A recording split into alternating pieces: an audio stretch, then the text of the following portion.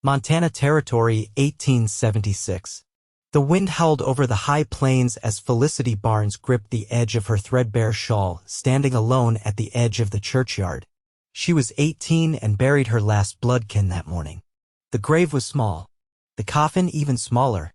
Her baby brother never had a chance that winter. No one cried with her. No one stayed long.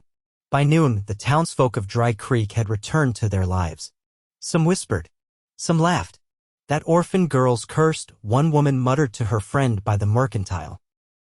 Father died in a mine collapse, mother gone from fever, now the baby too? That girl's trouble, I swear it. She has nothing, the other replied. What man would ever want her? I heard she sleeps in the hayloft behind the blacksmith's. They laughed, loud enough for Felicity to hear. She kept her eyes on the dusty road. Her jaw clenched. She would not cry again. Not for them. She had no money. No family. No home, not really. But she had pride. And hunger. And a will that had not broken, not yet. The sun beat down as the stagecoach rumbled into the center of town and everything shifted. He stepped down first, a tall man with a dark brown hat, boots polished despite the dirt, and eyes the color of storm clouds. His coat was clean, his voice low and calm as he greeted the driver. People turned, murmured, watched. That was Whitaker Holt. He was the owner of the largest cattle ranch in 3 counties, the Holt River spread, and easily the wealthiest man anyone in Dry Creek had ever seen in person. Some said he had land stretching clear to the Bitterroots. Others said he had built it all himself after coming west with nothing but a wild horse and a busted compass.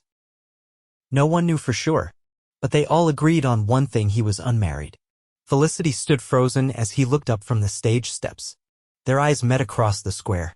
She turned fast, heart hammering, and disappeared around the back of the church. Inside the general store, the mayor's daughter, Clarabelle, adjusted her curls and smiled wide. He is even more handsome than I heard, she said, loud enough for everyone to hear. Mama says he is looking for a wife now. A proper woman. From a good family. Felicity walked past the open window and heard that too. That night, the wind picked up again. Felicity curled beneath an old quilt in the hayloft behind the blacksmith's, her stomach aching. She had eaten only half a biscuit since morning. She clutched her shawl tighter and stared at the rafters. The next morning she rose before the sun and worked. She swept the steps of the boarding house for scraps, chopped kindling at the edge of town for pennies, and carried water for the elderly widow who used to help her mother. But most folks turned her away. By midday, she was kneeling by the well behind the mercantile, her arms shaking from the weight of the bucket. Need a hand. The voice came low and even. She looked up, startled. Whitaker Holt stood a few feet away. His hat shaded his face, but his eyes didn't miss a thing. I can manage, she said quickly, standing too fast. Her knees buckled. The bucket tipped. He caught her elbow before she fell. Felicity flushed. Thank you. You are Felicity Barnes, he said. She blinked. Yes. I heard about your brother. I am sorry. She nodded once, not trusting her voice. No one else had said a word about it. He glanced at the bucket. Let me carry that. I do not need anyone's charity, Mr. Holt. His brow lifted slightly. I am not offering charity. I am offering help. There is a difference. She hesitated, then stepped back. Fine. He carried the water in silence, steady and sure. At the widow's porch, he set it down gently, nodded, and turned to go. Why did you help me? She asked. He paused. Because I wanted to. He left before she could think of what to say. By the end of the week, talk had spread. Whitaker Holt was seen speaking to the orphan girl. Twice. He smiled when she passed. He tipped his hat to her. Some said he had asked her if she could read. Others claimed he gave her a bundle of apples from his saddlebag. The girls in town laughed louder. She is nothing, Clarabelle scoffed. He is just being kind. He will never choose someone like her. Felicity heard that too. But the next Sunday, as the town gathered for service, Whitaker Holt walked straight down the center aisle, stopped 2 pews from the front, and offered his hand to Felicity Barnes in front of everyone. Would you sit with me, Miss Barnes? Her breath caught. Everyone stared. She nodded, heart pounding, and placed her hand in his. They sat together. Quiet. Close. After the service, he walked her down the steps and offered his arm. She took it. The whispers turned to gasps. Clarabelle's face went red. That afternoon, Whitaker came by the widow's porch and asked Felicity if she would care to ride with him the next day. Not as a chore. Not as help. As a companion. I do not have a dress fit for a visit, she said softly. I do not care about dresses, he replied. They rode out the next morning, the sun warm on their backs. She wore her plainest skirt and the blue ribbon her mother left her. He brought a second horse for her, a gentle mare with a white blaze. He showed her the river that ran through his land, the hills where the cattle grazed, the trees that turned gold in fall. She listened, asked questions, laughed once and surprised them both. You are not what I expected, she said. He looked at her then. Neither are you. They rode back slow, the sky wide and clear. By the end of the week, he had come by again. Then again. Always with purpose. Always with care. The town could not ignore it anymore. She is still an orphan, the mayor's wife said. She is still poor, Clarabelle hissed. But Whitaker Holt did not care. One morning, he came to the blacksmith's loft and waited outside while Felicity finished her chores. He stood quiet, hat in hand, until she stepped down. I would like to court you properly, he said.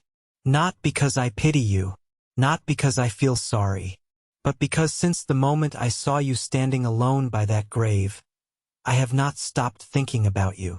Felicity's throat tightened. You mean that? I do. She looked at him. Then yes. They shared their first kiss under the cottonwood tree behind the widow's house. It was slow, gentle, real, and no one laughed again. The spring thaw came late that year. Snow clung to the north-facing slopes well into April, but the cottonwoods along the river had begun to bud, and the ground softened underfoot. Felicity's hands were calloused from work, but her movements carried new steadiness. She'd started spending her days at the Holt Ranch, not as hired help, but as something in between. Whitaker never named it, and she never asked. He showed her the calving pens first. She watched quiet as he coaxed a breech calf into the world, sleeves rolled, brow damp. When it was done, he wiped his hands on a rag and glanced at her. You all right? I didn't look away. No, you didn't. She stayed late that evening, long after most of the hands had gone. Whitaker brought out a chipped tin pot from the bunkhouse stove, poured her a cup without asking. The coffee was strong and bitter, and she drank it slow. You ever think about leaving Dry Creek? He asked, his voice low. I used to, she said, watching a moth flutter near the lantern.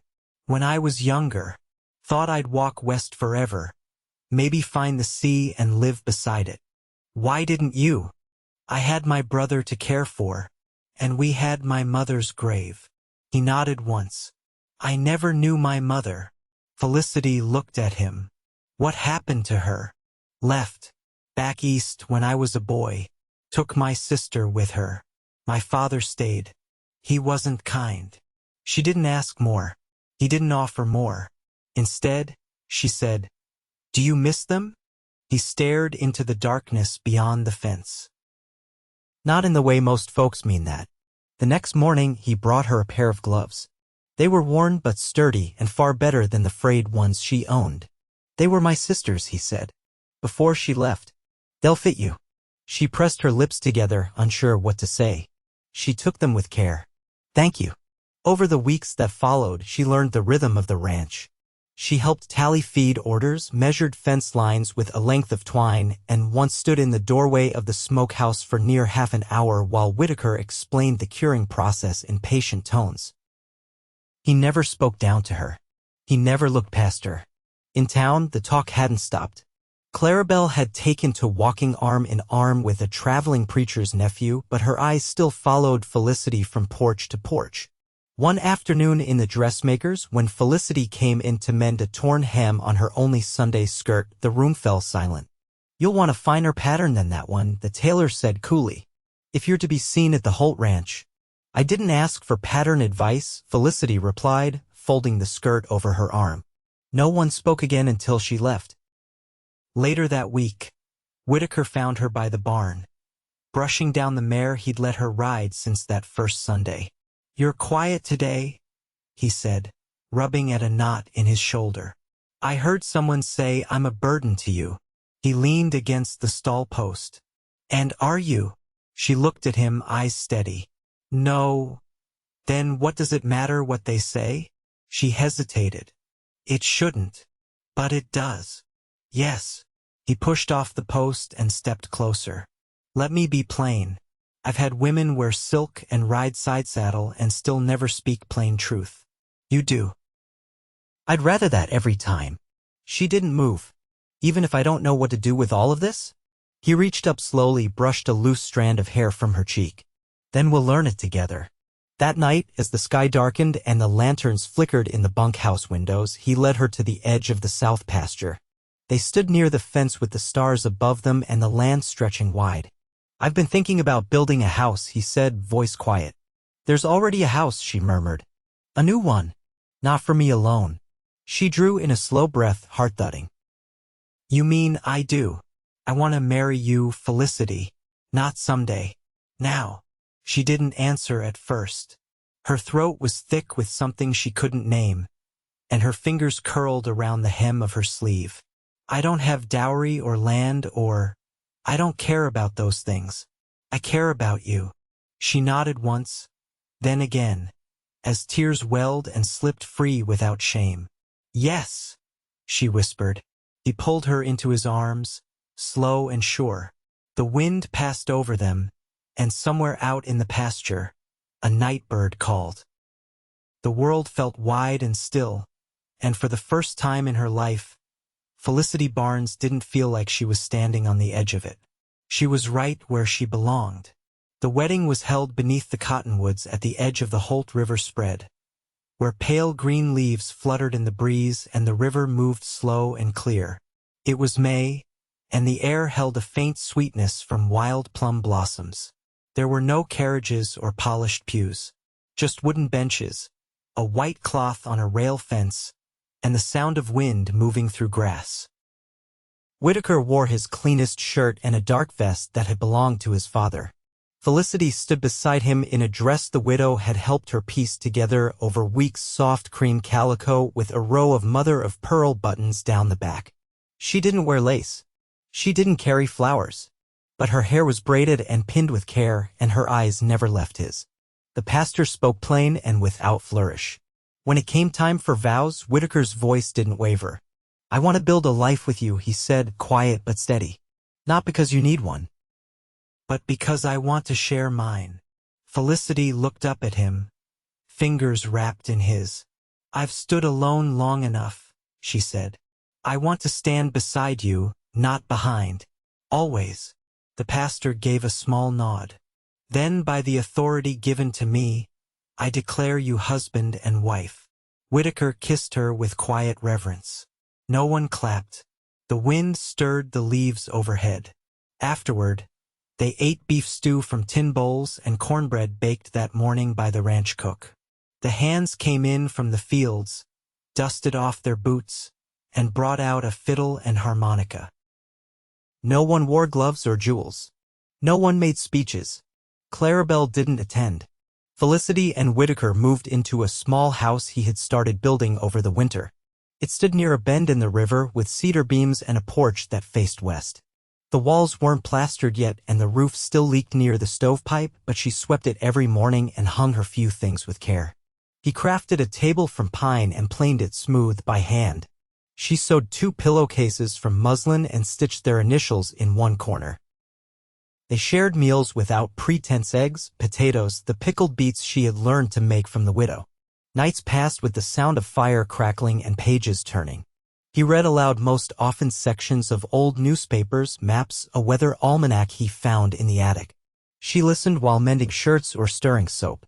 One evening, as he traced the outline of the new corral with a long stick in the dirt, she leaned against the porch rail and said, "You ever think about having children?" He didn't look up right away. "I do. I used to think I wouldn't know how." "You would." She studied his face, the way his brow furrowed slightly when he was thinking. "I'd want them to know what it means to work," she said, "and to love without shame." "They would," he said, straightening. if they had you to learn from. Later that summer, word came that the railroad spur would be extending toward Dry Creek. The town grew restless. The mayor started planning a second saloon. A man with gold teeth came through offering to buy parcels near the ridge. Whitaker refused him without ceremony. "I didn't build this place to sell it piecemeal," he said that night, drying his hands on a flour sack. Felicity set down her sewing. "They'll call you a fool. They already have." She smiled faintly. "At least now they say it about both of us." He crossed the room and sat beside her, resting his hand over hers. "Let them talk," he said. "They never mattered." That winter, the first snows came early. Felicity stood at the window one morning, watching the frost form lace on the glass. She felt the quiet shift inside her before she said a word aloud. When Whitaker came in from feeding the steers, she met him at the door. "I'm with child," she said. He didn't speak at first, just stepped forward and wrapped his arms around her like he'd been waiting for that moment his whole life. They didn't tell the town right away.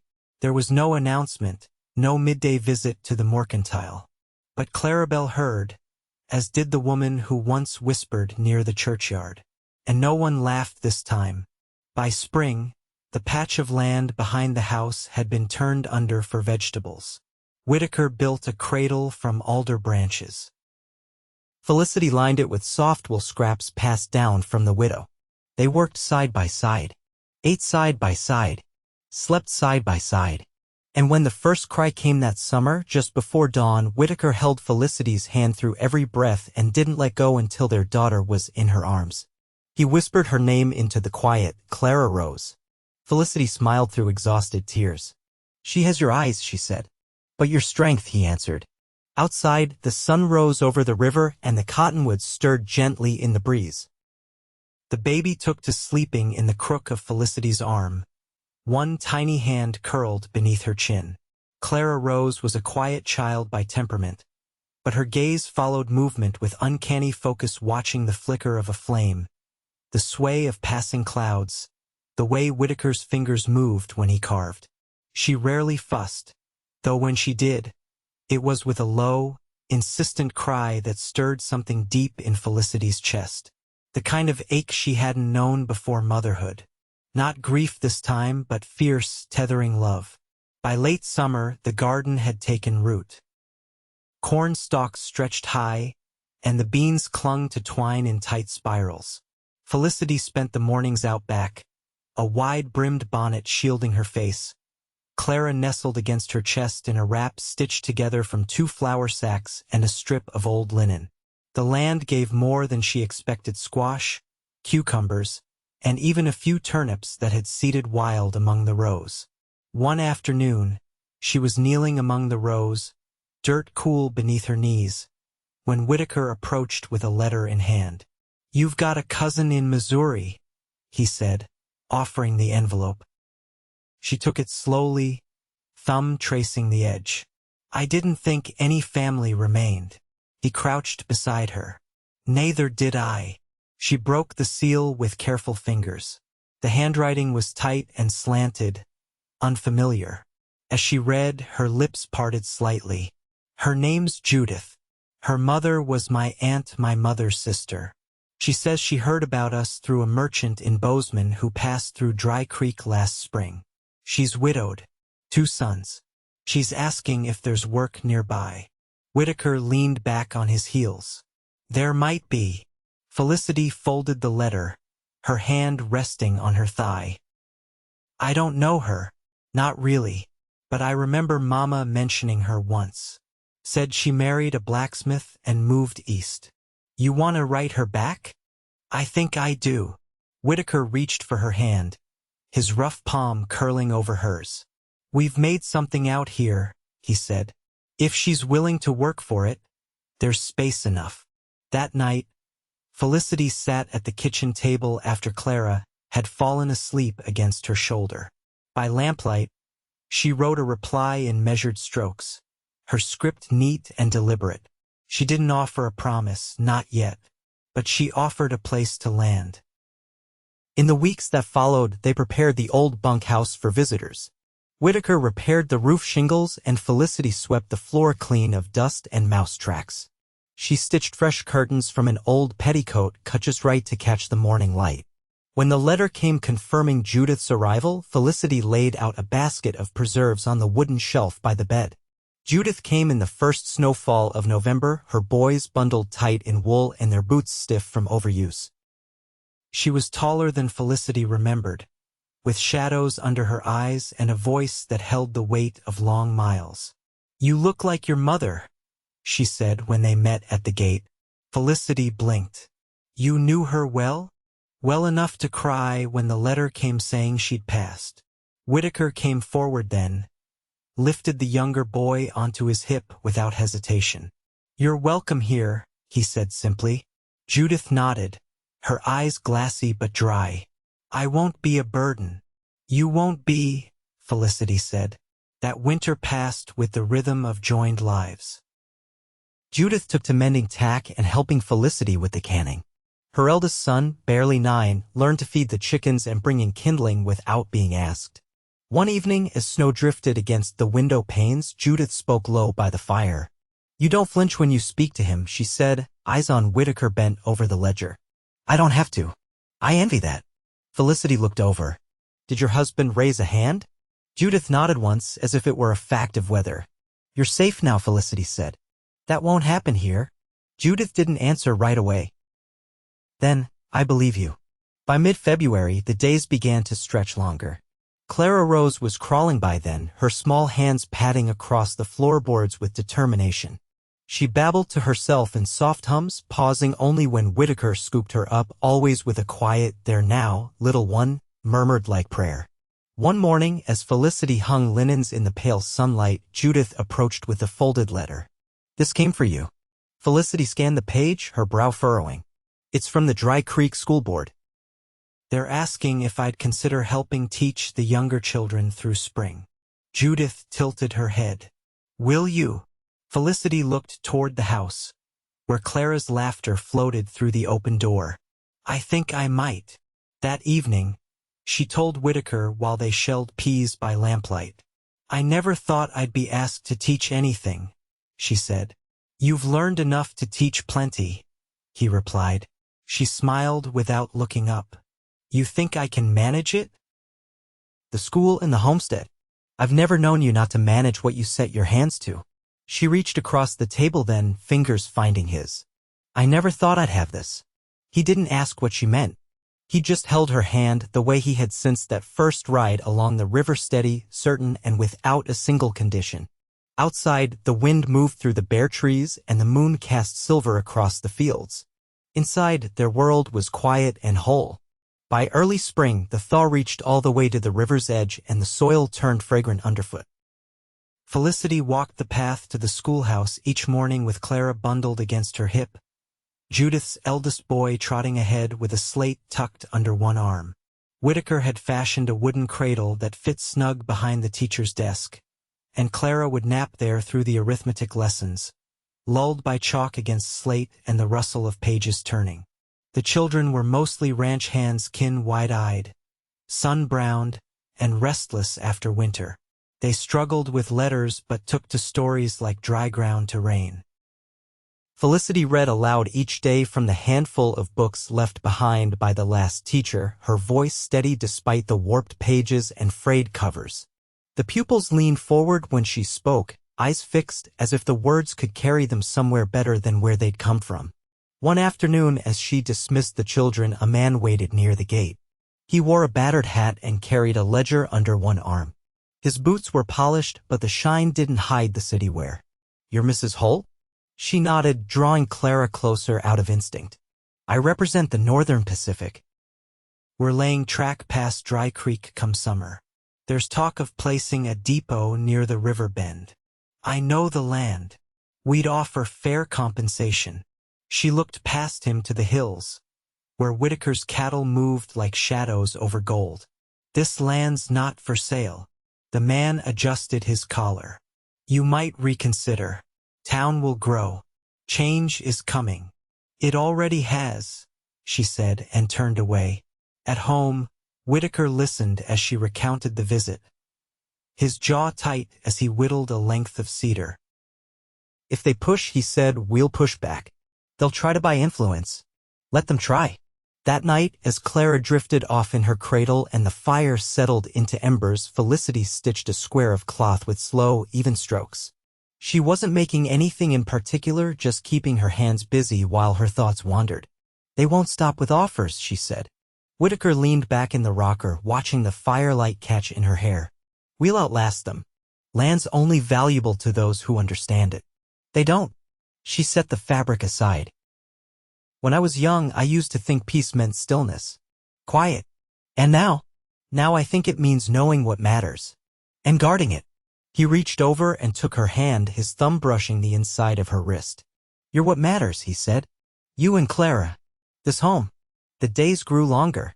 Judith started baking again, and her younger son followed Whitaker everywhere, asking about cattle brands and fence knots. She smiled more now, though she still slept with her boots beside the bed. That June, the town held a gathering when the first stretch of rail was laid. Felicity didn't attend. Instead, she and Whitaker spent the day planting the last of the apple saplings near the porch. Clara sat on a blanket in the shade, gumming a carved spoon. They'll take root slow, Whitaker said, pressing soil around the trunk. I don't mind waiting, Felicity answered. That evening, she stood at the doorway and looked out across the fields. The air smelled of damp hay and lilac. Whitaker came to stand behind her, resting a hand at the small of her back. You ever think back to town? He asked. Not often. Are you content? She turned to him, eyes clear. I'm more than that. I'm home. Later that summer, Judith received a letter from a cousin in Kansas City offering her a place to start anew. She considered it for a week, walking the fields at dusk and sitting long after supper with her hands folded in her lap. I'm not going, she told Felicity finally. I've had enough of starting over. I want to stay where I've been allowed to heal. You'll always have a place here. The seasons turned again as they always did. The apples ripened by the third autumn, small and tart but promising more. The garden expanded, and Felicity taught Clara to stretch her hands toward the sunflowers. Whitaker built a bench at the edge of the pasture where they sat in the evenings watching the sky change. One night, as frost glittered across the grass and Clara slept soundly in the next room, Felicity stirred beneath the quilt and whispered into the dark. I never thought I'd get to grow old with someone. You will, Whitaker said, his voice rough with sleep. You'll grow old with me. And she did. Years passed, marked by calloused hands, worn pages, and quiet laughter. Clara grew tall and sure-footed with her mother's eyes and her father's steadiness. She rode horses before she could write her name and once sang to a calf until it settled in the straw. The house by the river never needed more than it had. The cottonwoods grew thick with age. The porch creaked beneath familiar footsteps. And every night, as the sun sank behind the hills, Felicity leaned into Whitaker's shoulder, her hand in his, and felt the weight of a life well earned. They did not speak of what came next. There was no need. They had built something lasting. Together. Always.